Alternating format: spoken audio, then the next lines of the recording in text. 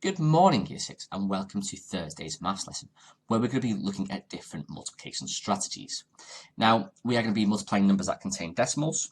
We are going to use different multiplication strategies, and we're going to be able to explain how we arrived at an answer. So here is my first question here, and you can see I've set up two methods. So 4 times 1.2. Now, there's more than two methods of solving this. You're timesing by 4. So you know that times by 4 is doubling and doubling again. So you could do it that way. Another way you could do is to partition. Okay. So I've partitioned my 1.2 into 1 and 0.2. Okay. 1.2. So 4 times 1 is 4. And then 4 times 0.2. Well, that is also the same as doing 0.2 plus 0.2 plus 0.2 plus 0.2. Another way to think about this is 4 times 2. You know that 4 times 2 is 8. So therefore, 4 times 0.2 must equal to 0.8. Okay, using number facts to help you. So 4 times 0.2 is 0.8. Then all I would need to do is add these two answers together. 4 times 1 and 4 times 0.2. Add the answers together will give me 4.8. Another way of doing this is to do the column method. Okay, so 4 times 2 is 8. My decimal place goes in the same place. And then 4 times 1 is 4. 4.8. Okay? Let's look at this one here. 2.8 times 9. Now, again, I've got two separate methods here.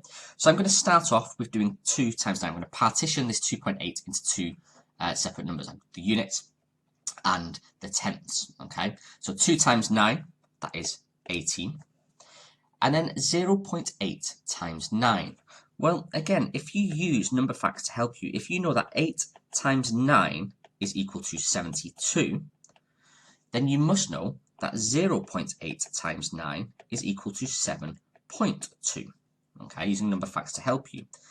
So there we go. 0.8 times 9 is 7.2. And then I can add them together, and that will give me 25.2. Let's double check that with the column method. I'm going to put my decimal place straight in there so I know where it is. 9 times 8, 72. 9 times 2 is 18, plus my 7 is 25. Again, you could put that there, but 9 times 0 is 0, and then add my 2 is 25. Okay, 25.2. Let's have a look at another one that I've separated it a little bit more. So I've got 2 times 6 here, so because it's 2.51 times 6. So I've got 2 times 6, 0.5 times 6, and 0.01 times 6. So therefore, we're going to have a look at 2 times 6 is 12. 0.5 times 6, well, that's half times 6, so it's half 6. Or, you know that 5 times 6 is 30. Again, let me just put that into orange underneath. So 5 times 6 is equal to 30. So therefore, 0.5 times 6 must equal to 3. And then 0.01 times 6. Well, again, I know using 1 times 6 is equal to 6. 0.1 times 6 must equal to 0.6. And then 0.01 times 6 must equal to 0.06. Okay, so therefore 0.01 times 6 is 0.06. Add them together. 12 plus 3 is 15.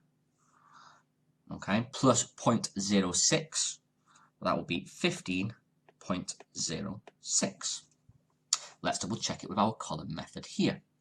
6 times 1 is 6. 6 times 5, well, that is going to be 30. So it's a 0 and a 3. My decimal place is still there in the right place. 6 times 2 is 12, plus my 3 is 15. 15.06. And the final one here. So I've got 2.7 times by 13. I'm going to partition this again. Okay, 2 times 13 is 26. And 0.7 times 13.